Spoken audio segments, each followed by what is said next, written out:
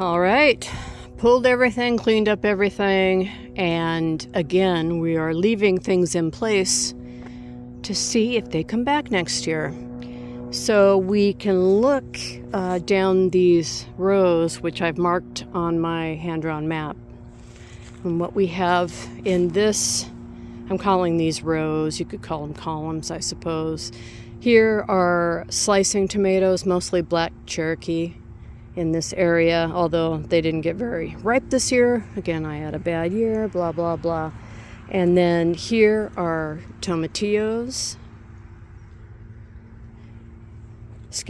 Roma tomatoes, and then the tomatillos. They're kind of mixed up in here, but that's okay. I don't mind so much. One random zucchini. It's covering up a gopher hole. Zucchini. Lemon cucumber.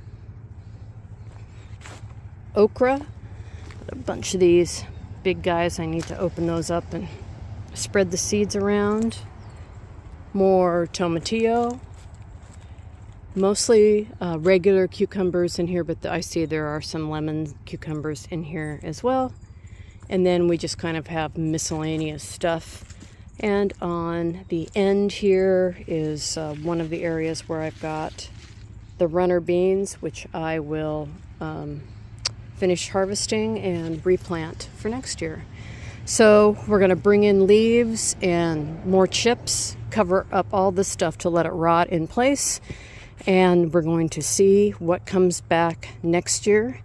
This should be extremely interesting. I'm doing a smaller project, and I have done for the last few years in my above ground beds on the other side of the house. Done a similar project with cherry tomatoes, and they come back every year. I don't even have to plant cherry tomatoes anymore, and that's what I'm hoping.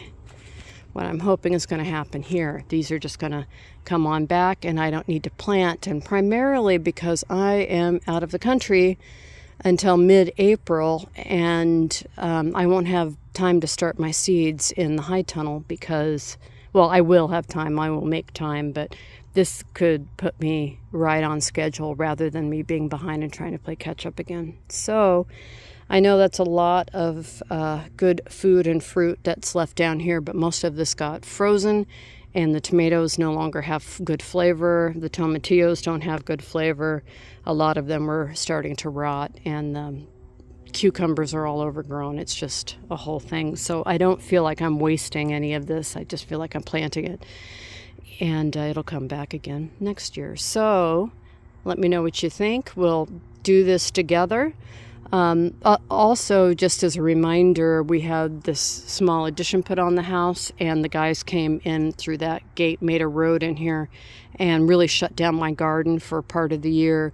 Ruined my soil that I've worked for years and years and years on. So we actually are rebuilding all the soil, which is another reason why I'm just leaving all the plants in here, pulled them up, knocked them over, and I'm just going to let them rot in place because I need more stuff in my soil. I need more wood chips. I need more leaves. I need more cut grass. I need.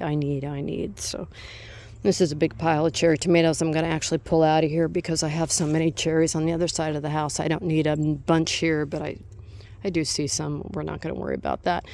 This has some grass I'm trying to kill off in here, and this is where I'll plant onions in the spring. So there you have it.